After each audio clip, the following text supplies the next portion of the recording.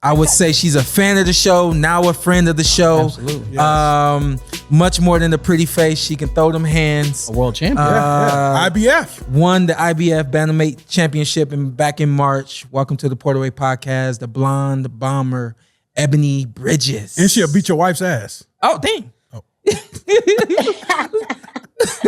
I'll beat your ass. I want no problems. I'm 100% picking Ebanie to beat the dog shit out of Ant. Oh, No yeah, question. hell yeah. Yeah, I'm 6'4", she'll break me down. Terrible. How you doing? How you doing? I'm good, thanks. Thanks for having me on. It is mad early over there, is it not? I'm well. I'm very well. It's a little. I was about to say it's very early. I mean, it's not too bad, to be fair. It's not too bad. It could have been worse. I think it's a bit early because I was up all night watching the football, the soccer. So. How did your team play? Yeah, Leeds survived. Oh, why is it? We survived. Yes, we did. We did well. Got a goal, last minute goal at the end, and we won. We got a penalty and last minute goal at the end, which was just epic and unreal. So very, very happy. Ebanie, I got a question for you. My question is, you have become a world champion back in March. Wow, it's now almost June. Enough time to enjoy being a champion. How has it been becoming a professional boxing world champion? Oh, incredible. Obviously, becoming a world champion is a dream come true for pretty much any boxer. So to be able to achieve that and be able to put my name in the history books, is great, as well as, obviously being an Australian female world champion is a really proud moment for me for Australia, because we don't have many Australian world champions. So that's unreal for me. And it's just been great, coming back to Australia, showing all my friends and my family and everyone that's been around from the beginning, my belt. It's been pretty amazing. It's been a crazy journey. But to have that belt, it really does just signify everything, all the sacrifices and all the hard work and tears and everything. It feels great. And now that you've been the champion, you mentioned you seem to be a name that people like to call out. Ellie Scotney yesterday after the fight. Ebanie Bridges was one of the first names. Yes. What do you think about the call always. I mean, it's just another one that happened last week, the week before, every weekend, every day. I've been getting called out for a while before I became a champion, but now that I'm a champion, it's a bit more just because of obviously the exposure and the platform that I have. Everyone wants a piece of it. I'm not dumb. I know exactly what it's about. It's fine. Like you seen, I tweeted yesterday. I was a little bit, here's another call out. I am getting a bit bored of it. I mean, it's like as soon as they finish the fight, before they've even gone over to the corner, Ellie screaming my name out. And the same thing happened to a couple of girls here in Australia. They're not even in my weight division.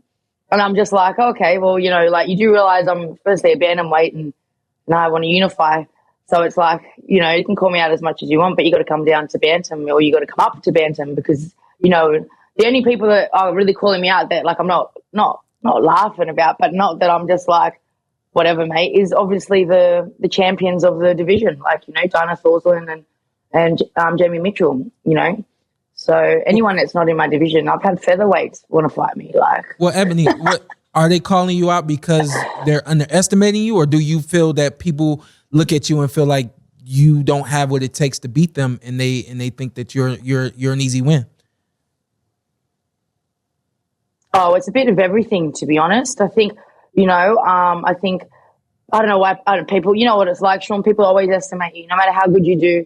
They're always gonna pick on you and always gonna say that you're not better and you're this and that. And they don't realize until they get in the ring with you how much of a handful you are. And that's the same with me. And I'm only getting better. And I think, it's that some of these girls, they might think it's easy, but they also look at it as they want to dethrone, or try and dethrone. They know if they were to beat me, whether or not they believe they can, they know if they have a chance and they were to beat me, then it's huge for them because of my name and my platform and everything that I've built. I have 2 and 1, girls that have had 2 fights calling me out. I don't know, you know what it's like, but it's I think it's a bit of a mixture of everything. I think people just want to fight me, because it comes with everything. I bring them everything. I bring them exposure. I bring them money. I bring them, an opportunity to maybe beat someone that, they think that they can make a huge name from because of my name. Mm-hmm. I don't believe they beat me. I believe I'll become, unified, and I truly believe I'll be undisputed. And I said that about being a world champion, and absolutely everything that I've done, I've said it. Every goal that I've said I'm going to do, and I've done it. So that it's come out of those words have come out of my mouth. I've manifested them now. And I truly believe that I can unify and become undisputed. Very good. Because everything that I've said, everything I said I'm going to do, I've done. Said I was going to fight in America. I was, in a year, fought in America after my pro debut. Said I was going to fight in the UK. In a year, I fought in the UK. And I got the bigger fan base than all the women in the UK besides Katie Taylor. Do you know what I mean? So it's like, it's when I say I'm going to do something, it happens, Yeah. So you mark my words, a year or two, 2024, that's where I'm at with them belts, baby. Hey, Ebanie, as I watch you, hey, that work rate is very Shawn Porter like. Where you get that work rate from, girl? You get in the ring and go to work. Yeah. I think I watched a lot of Shawn Porter when I'm a big fan of Shawn. I always have been a fan of him. And when I was in the amateurs, I remember I used to literally watch Shawn's fights before my fights, and everyone used to, because I used to come out like a terror. Yeah. I was a terror. Everyone used to call me a Tassie devil, like a Tasmanian devil, come out like a terror. And I watched Shawn's fight because I knew it was a bit like that, but I just loved his style. I like that pressure and just the relentlessness. And it's an exciting fight. And I'm a boxing fan. I've been a boxing fan since I was younger. And I like exciting fights. Like Shawn Porter, I like his fight style. It's exciting. And I want to be exciting for the fans. Of course, I want to be a world champion, but my style is to entertain. I do entertain, not just in the ring. Everything that I'm doing is entertaining because I think that's important in boxing. And I feel like that's the reason why I've also kind of blown up, and people tend to gravitate towards me as fans because it's the entertainment business, and plus I just like to fight. Yeah, I was going to ask. Smash people. I introduced you as not just pretty, but you can fight. And a lot of people, you carry much more than just a girl that can fight. Like you're pretty, you're blonde, and the list goes on. The question is like, why boxing, and then why take it to the level that you've gotten to? Hey, I like that second question because I don't usually get that one.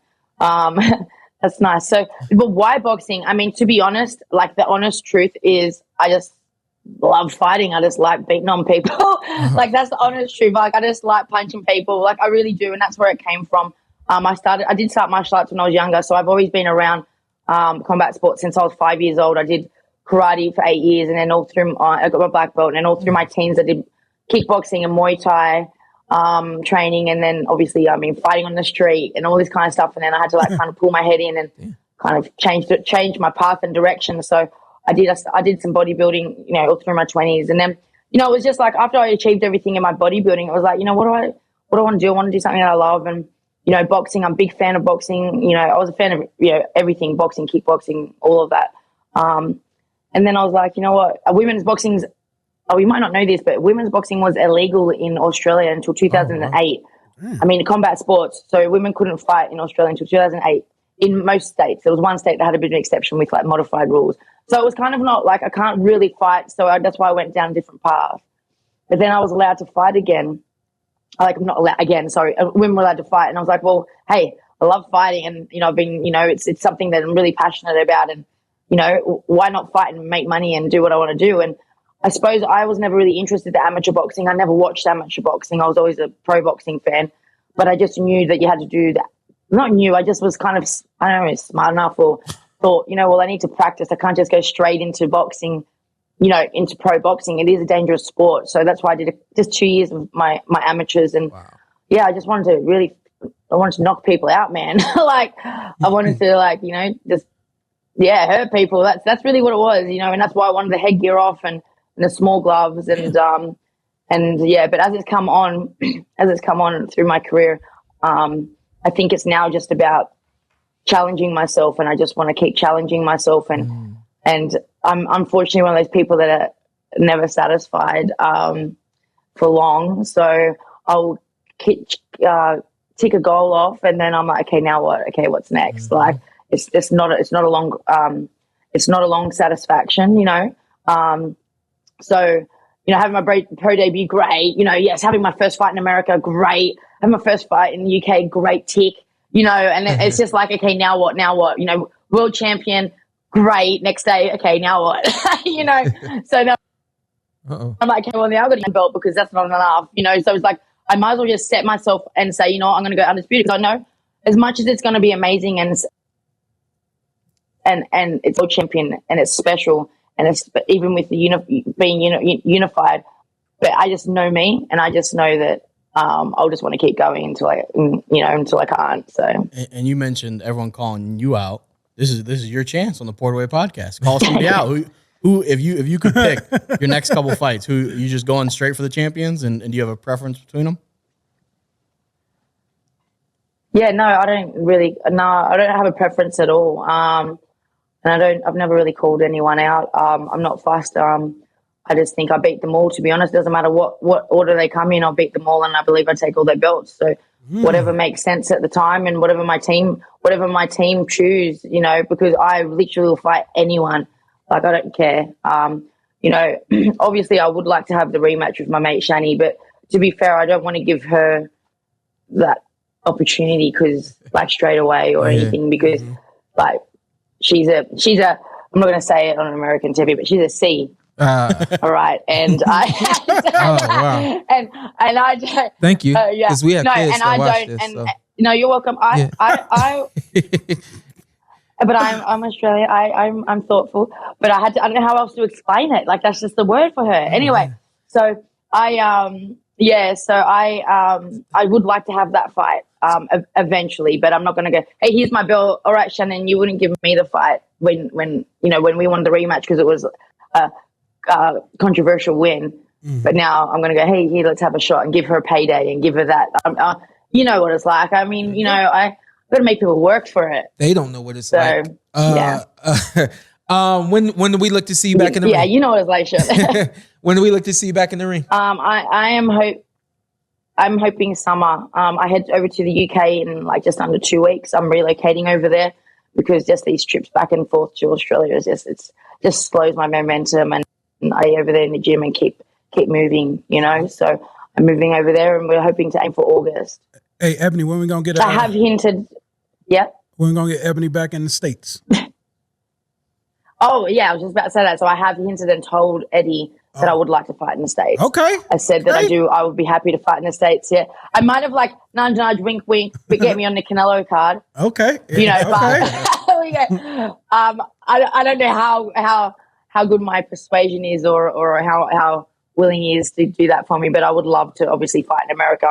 I would like to fight in America next or soon. There's a champion, Jamie Mitchell, in America. I'm happy to go to America and fight her there. It doesn't matter. I'll fight all over the place. I'd love to fight in Mexico. I love the Mexicans. I've got a great Mexican fan base. I'd love to go there. I don't know. I want to be worldwide. So I'm happy to fight anywhere and everywhere. And you being worldwide. Last question for me would be: we have the Kambosos-Haney fight coming up. What?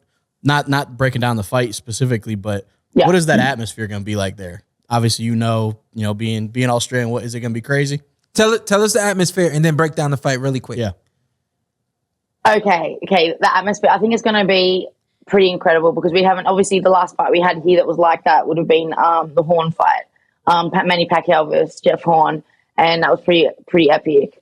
Us here in Australia, we don't have a lot of boxing. It's not a huge here, so when there is a big fight like that comes over, it's big. A lot of people will go to that fight. And there'll be a lot of obviously pro George Kambosos fans. They're all going to be backing George. He's got a big following here, and also because he's got a very big Greek following as well, which there's a lot of Greeks in Australia. So I think it's going to be pretty epic, and it's a start of kind of like big fights in Australia because no matter which way that fight goes, I think there's going to be more fights down there. So it's really exciting. Nice. And to break down the fight, you know what? I got to be Team George, and it's not only because I'm a countryman. I just really do think that he does have the attributes, and I feel like Haney could possibly be underestimating him, just like Teofimo Lopez did. And I just see George being super fast. He's got great footwork, and he's sharp as well. Obviously, we know Haney. He's accurate. and he is spiteful as well. But I just feel like it's going to be George's speed that could really get to him, and just the combos. He's relentless. He's got really high work rate. And you're in Australia. I hate to say it, but you got to really be pretty decisive. Yeah. You know, you got to be pretty decisive, and I know, like, I don't know the judging. I don't know who's there. I'm assuming it won't be Australian judges. Like, it might be one, but I can't imagine it would be. But it might be. But I don't think so. I don't think so, to be honest. Like, otherwise, you're in trouble. But I'm not going to bullshit, because even I might list with the Australian judges and not like. Go back to sleep. No, honestly, yeah. Go back to sleep. But I'm just being honest. I'm being honest. I'm an honest person. I'm honest. Like, you want honesty, you want me to sit here and bullshit. No. You know. Yeah. Yeah. I think. Yeah. So I think it's a good fight, and I think the travel. I think Haney probably should come a little bit earlier. I think 2 weeks probably isn't enough. I know that flight. I've done it many, many times, and it takes a good 7 to 10 days to get over that long flight, and that jet lag, and it's not easy at all. And I remember going to America. Every time I fly to America for camp, I'll be, 4 weeks out or 5 weeks out, and even then, I'm like, Jesus, what happened? Like, it feels like the first day of camp for like the first week, So yeah, I think that could also be could play a role in Haney's performance, but we'll see. Fingers crossed for me, for George. I am not rooting for George. I got George. Yeah, you got him? I got George. I'm going Devin. All right. Well, hey, Ebanie, thank you for getting up and spending a little bit of time on the Porterweight podcast. We're glad to finally get you on. Absolutely. Yeah. And we will have you back on much Thank sooner you. after a good win that you have. Sorry it took so long. No, that's okay. I appreciate you, boys. Thank you so much. Appreciate it. Have Absolutely. a good night. Is it still good? Good day. Good morning. Have a good day. Good morning. Have a good morning. What's up? I'm Showtime Shawn Porter. I'm Ant. Follow me on IG with 2 T's. Let's do it. Let's do it again. Let's do it again. Just introduce yourself. Okay. And then you tell them what to do. I'm Showtime Shawn Porter. I'm Anthony Brenagh. Carson Merk. Like, subscribe, comment. This is the Porter Way.